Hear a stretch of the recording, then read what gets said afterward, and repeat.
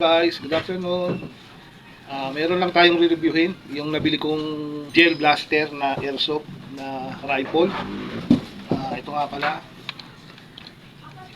Ang pangalan niya ay HK416. Ito guys. Maganda. Ganda niya, di ba? Ito, kaya ko siya nagustuhan kasi maganda yung ano niya, yung forma niya.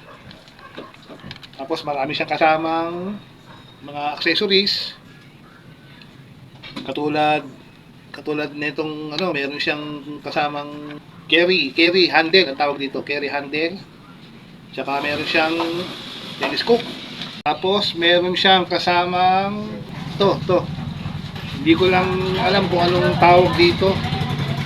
Parang ano yata ito, yung sight niya. Ano to eh. Pagka pinindot mo siya, yan, may ilaw siya. May ilaw. Tapos, pag inasinta mo siya, yan, ano kasi ito eh. Ito kasi yung telescope, pwede mo siyang ganunin. Yan. Kaya pwede mo siyang silipin. Yun, tsaka mo siya ita-target. Tapos pwede mo siyang patayin. Tapos,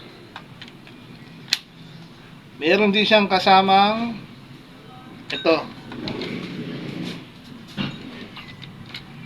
Ito. Ang tawag dito yung laser. Laser siya.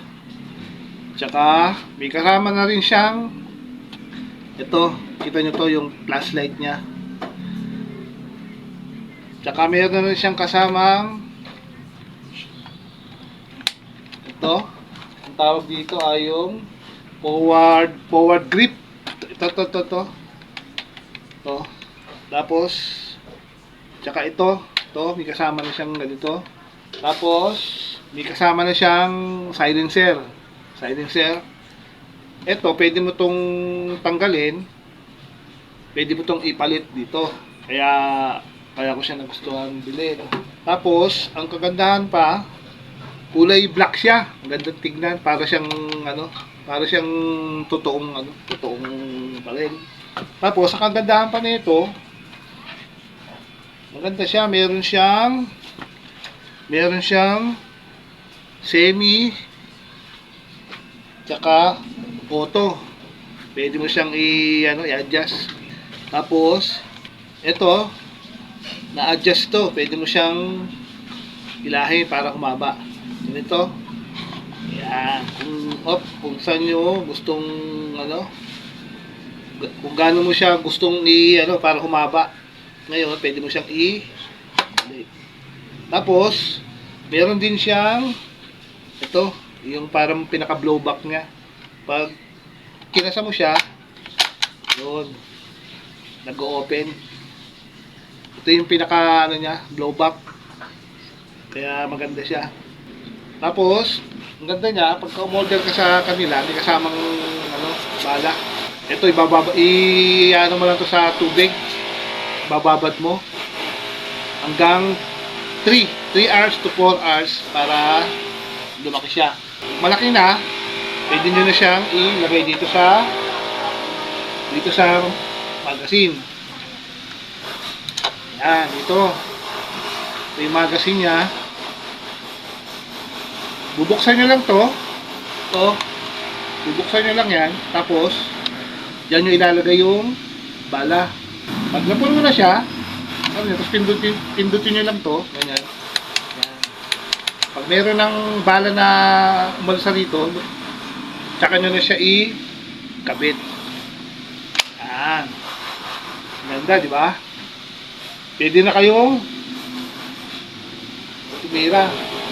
Kung anong gusto nyo, kung automatic o single siya. Ngayon ito, ang kagandahan dito sa nabili kong pwede siyang itong handle, handle carry, ito tawag ito carry handle eh. Pwede nyo siyang tanggalin kung ito kasi, tsaka tong pwede nyo siyang ilipat dito. Tignan natin kung maganda. Yan, natanggal ko na. Ngayon, Ito, pwede mo siyang ilipat dito. Tsaka to, para maganda rin. Subukan natin ilipat. Yan, depende sa inyo kung gaano kalayo. Ito rin.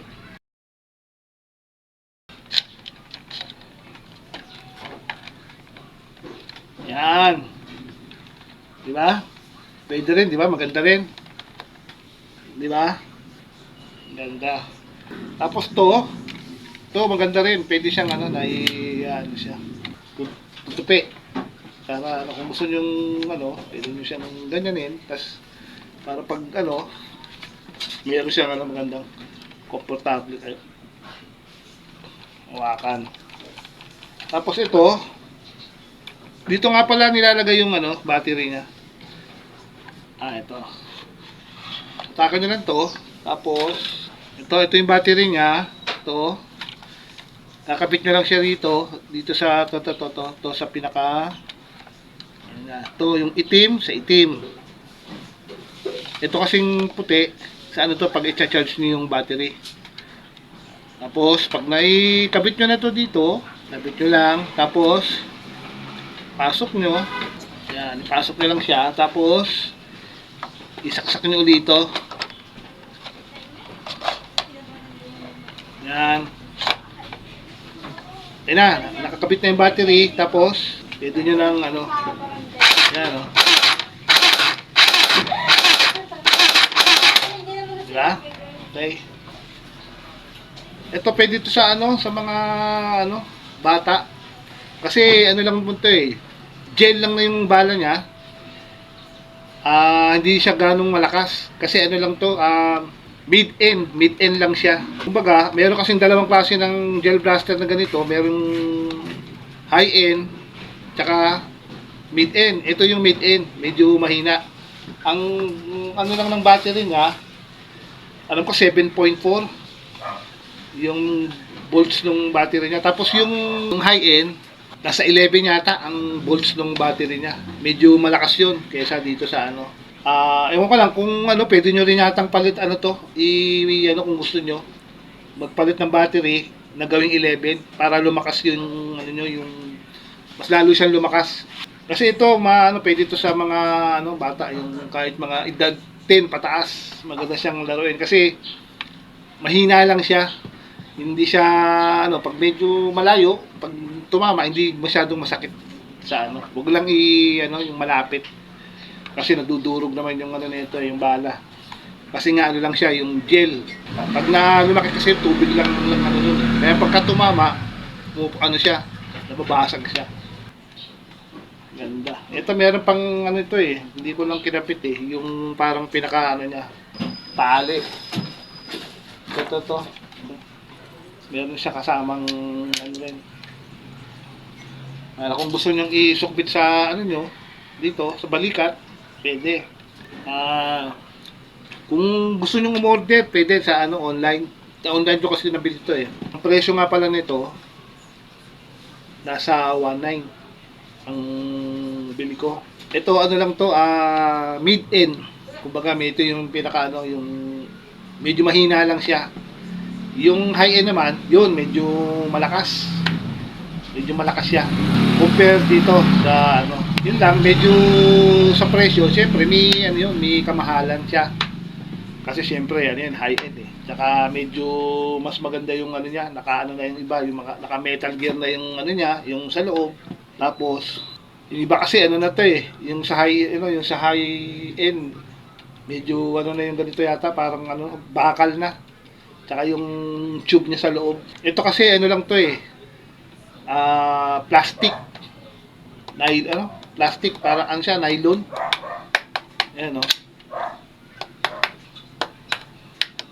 Yun lang. Kung gusto nyo kasi ito yung nagustuhan ko. May ganda kasi yung niya yung forma niya. Kasi marami ring klaseng na rifle. Mamimili kayo sa kung anong gusto niyo, kung anong forma. Merong M4 16, merong ARP 9. Yan, maraming pagpipilian doon. Depende sa inyo kung high-end o mid-end. Okay. Yun lang, mga ka-airsoft. Siguro, next time, siguro pag medyo may budget na tayo, bala ko rin kumuha ng bumili ng yung airsoft, yung bigas, gas type. Matagal ko nang gustong bumili nun kasi mas maganda yon, masarap laruin.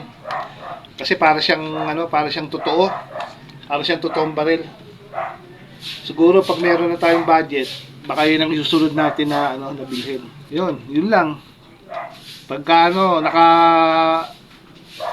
tayong pagkakataon, ko din sa inyo. Okay? Yun lang. Kung nagustuhan niyo yung video ko, baka naman pa-subscribe na lang. Thank you.